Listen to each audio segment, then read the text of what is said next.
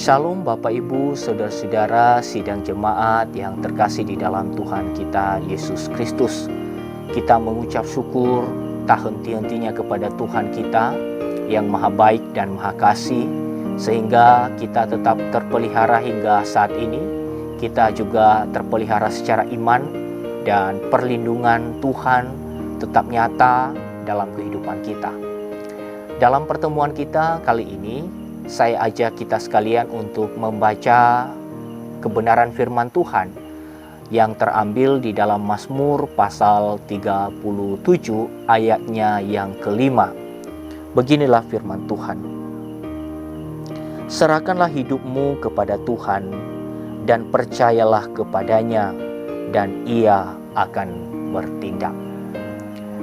Bapak Ibu sidang jemaat sekalian, perkataan ini adalah perkataan yang merupakan kalimat perintah yang disampaikan oleh pemazmur untuk menyikapi realita kehidupan yang dialami oleh orang-orang percaya.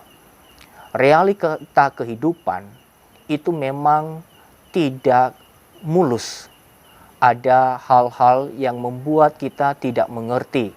Salah satu isu yang disampaikan oleh pemazmur di sini adalah ketika ada orang-orang yang tidak mengenal Tuhan, yang tidak percaya kepada Tuhan, tetapi didapati di dalam kehidupan yang baik-baik saja tanpa ada sakit penyakit.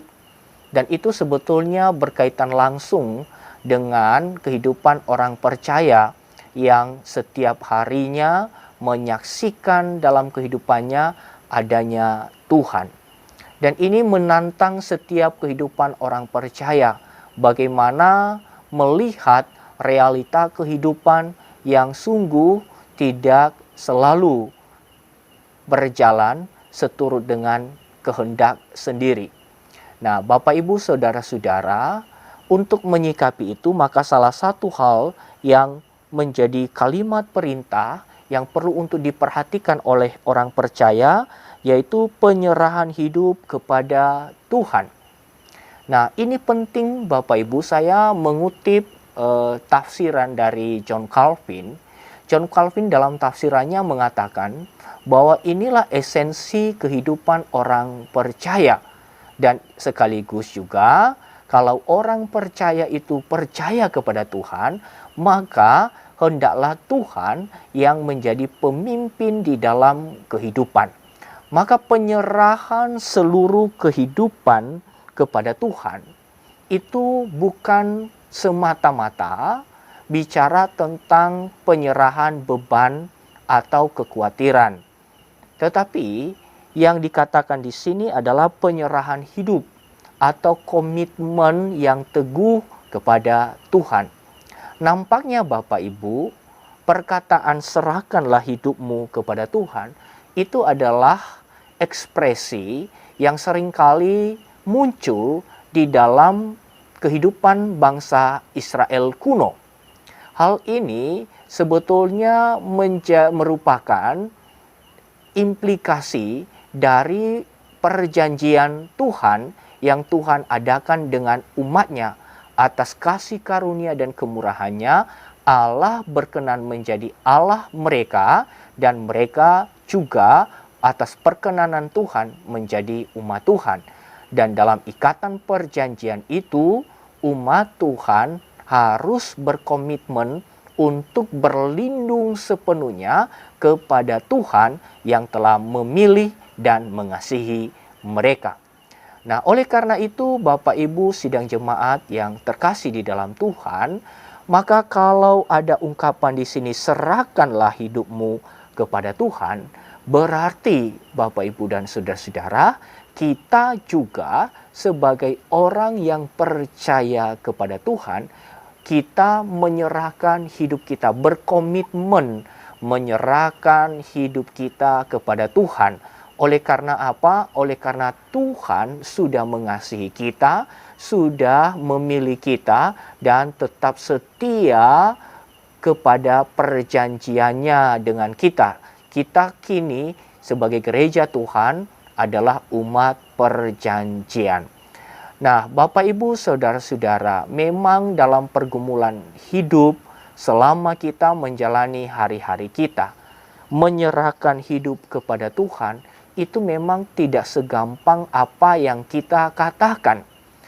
Karena apa, Bapak Ibu dan saudara-saudara? Bila kita melihat di sekeliling kita, bila kita melihat apa yang menjadi keinginan hati kita, bila kita memandang apa yang dialami oleh orang-orang yang ada di sekitar kita, tentu itu membuat kita bisa terganggu dan membuat kita akhirnya bisa mengambil keputusan-keputusan untuk berjuang sendiri. Nah, Bapak, Ibu, dan saudara-saudara, ketika kita menempatkan kepuasan hidup kita pada upaya-upaya yang kita lakukan demi meraih apa yang ada di sekitar kita, demi meraih apa yang kita inginkan, demi meraih ketenangan jiwa yang sesungguhnya, maka kita tidak pernah mengalami ketenangan. Oleh karena itu, penyerahan hidup kepada Tuhan sebetulnya di sini berujung pada ketenangan, dan itu yang sebetulnya ingin disampaikan oleh pemazmur sehingga orang-orang percaya tidak merasa terganggu dengan mujurnya orang fasik, berhasilnya orang-orang yang tidak mengenal Tuhan, dan juga supaya orang-orang percaya tidak merasa bahwa kepuasan yang sesungguhnya terletak pada hal-hal yang bersifat materi. Penyerahan hidup kepada Tuhan berujung pada ketenangan karena memang Tuhan adalah segalanya di dalam kehidupan kita. Dan kalau Tuhan itu memimpin langkah kehidupan kita, maka itu akan bisa menolong kita untuk tetap teguh di dalam menjalani hari-hari kita. Adapun implikasi lain di dalam kalimat perintah ini, artinya apa? Bahwa kehidupan orang percaya yang dikomitmenkan untuk diserahkan kepada Tuhan, itu artinya bahwa orang percaya mau dipimpin langkah-langkahnya oleh Tuhan. Tidak ada satu bagian pun dalam kehidupan orang percaya yang diklaim sebagai miliknya sendiri. Penyerahan hidup sepenuhnya kepada Tuhan berarti juga kesediaan untuk dipimpin oleh Tuhan. Maka kita sebagai jemaat Tuhan, marilah kita juga bersedia dipimpin langkah kita oleh Tuhan. Karena sesungguhnya kita tidak bisa dengan sendirinya mengandalkan kekuatan kita sendiri, dan bahkan kita juga adalah manusia-manusia yang hanya bergantung pada Tuhan yang bisa memimpin setiap langkah kehidupan kita. Kemudian kalimat perintah yang kedua di sini dikatakan adalah dan percayalah kepadanya. Bapak Ibu sidang jemaat yang terkasih di dalam Tuhan, sebagai pemazmur di sini, ia juga memberikan perintah kepada umat Tuhan, kepada orang percaya untuk tetap percaya kepada Tuhan. Nampaknya Bapak, Ibu, dan saudara-saudara, pemazmur sangat serius sehingga di sini dikatakan serahkanlah hidupmu kepada Tuhan, lalu diikuti dengan kalimat lainnya, percayalah kepadanya. Sebetulnya salah satu kata menyerahkan dan percaya ini sebetulnya sudah cukup. Tetapi Bapak, Ibu, dan saudara-saudara, pemazmur sangat serius memastikan bahwa orang percaya itu betul-betul memiliki keteguhan iman dan memiliki sesuatu yang sangat diandalkan dalam kehidupannya. Pemazmur ingin memastikan bahwa pengalaman kehidupan yang bisa diandalkan oleh orang-orang percaya tidak terletak pada pijakan-pijakan kuat yang dirasa itu bisa meyakinkan di luar Tuhan. Percaya kepada Tuhan itu adalah juga sesuatu hal yang penting, kesediaan sepenuhnya untuk merealisasikan yang disebut dengan tadi penyerahan hidup kepada Tuhan. Nah, Bapak Ibu, saudara-saudara, apakah kita ini adalah orang-orang yang percaya kepada Tuhan? Apakah kita sungguh-sungguh mempercayai Tuhan dalam hidup kita? Mempercayai Tuhan tentu bukan hanya sekedar pada perkataan kita, tetapi hendak itu juga bisa terrealisasi di dalam kehidupan kita. Bahwa sesungguhnya yang kita andalkan satu-satunya bukan pada apa yang terlihat di depan mata kita. Kita bisa berani mengatakan bahwa kita mampu melewati hari-hari kita, bukan karena adanya persediaan-persediaan materi kita, tetapi sesungguhnya kita bisa berani mengatakan itu karena kita percaya kepada Allah yang hidup, kepada Allah yang memegang kendali atas hidup kita. Lagi pula Bapak, Ibu, dan saudara-saudara, apakah yang kita harapkan ketika kita ada dalam kesesakan?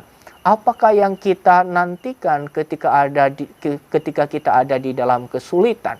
Kita memang sebagai orang percaya bisa menantikan Tuhan, dan hendaklah itu menjadi komitmen dasar di dalam kehidupan kita. Komitmen kuat di dalam kehidupan kita yang bisa meyakinkan kita bahwa ada Tuhan yang memberikan pertolongan kepada kita. Dan di sini dikatakan di bagian terakhir, dan ia akan bertindak. Bapak, Ibu, saudara-saudara, perkataan ini mengandung janji. Perintah ini mengandung sesuatu yang memberikan keteguhan kepada orang percaya. Apa itu Bapak, Ibu, dan saudara-saudara? Ia akan bertindak. Tuhan akan bertindak. Tuhan akan menolong. Tuhan akan melakukan apa yang terbaik. Oleh karena itu Bapak, Ibu, dan saudara-saudara, ketika kita menyerahkan hidup kita kepada Tuhan, ketika kita percaya kepada Tuhan, maka kita menantikan Tuhan bertindak. Dan dalam kita menantikan Tuhan bertindak, paling tidak kita juga harus mengingat kalau Tuhan bertindak, maka dalam tindakannya itu penuh hikmat dan itu juga berdasarkan kedaulatannya. Dan kalau ia akan bertindak, tentu tidak harus selalu seperti apa yang kita inginkan. Tuhan bertindak di dalam kedaulatannya. Dan oleh karena itu, hendaklah kita tetap bersyukur terhadap apa yang Tuhan lakukan di dalam sepanjang kehidupan kita. Dan yang berikutnya, kalau Tuhan bertindak, berarti apa yang dilakukannya adalah terbaik adanya. Maka oleh karena itu, tidak ada satu hal alasan pun kita menggerutu di dalam menjalani hari-hari kita. Karena ketika kita berkomitmen menyerahkan seluruh hidup kita kepada Tuhan, percaya kepada Tuhan, maka kita juga hendaknya bersyukur kepada Tuhan. Karena apa yang kita nikmati di dalam anugerahnya itu adalah wujud tindakannya yang penuh kebaikan kepada kita. Dan ingat Bapak, Ibu, saudara-saudara, ia akan bertindak. Satu hal yang penting adalah ia bertindak, maka ia tetap menjaga kasihnya kepada kita. Ketika ia bertindak, maka ia tetap melindungi kita, memelihara iman kita, dan membuat kita tetap menjadi miliknya. Dan itu yang tetap kita syukuri hingga saat ini Bapak, Ibu, dan saudara-saudara. Jadi marilah kita berkomitmen untuk menyerahkan hidup kita kepada Tuhan. Marilah kita terus percaya kepada Tuhan. Dan marilah kita tetap menanti-nantikan tindakan Tuhan serta mensyukuri hal-hal yang sudah dilakukan oleh Tuhan di dalam kehidupan kita. Kiranya damai sejahtera Kristus selalu ada di dalam hati kita sekalian. Amin.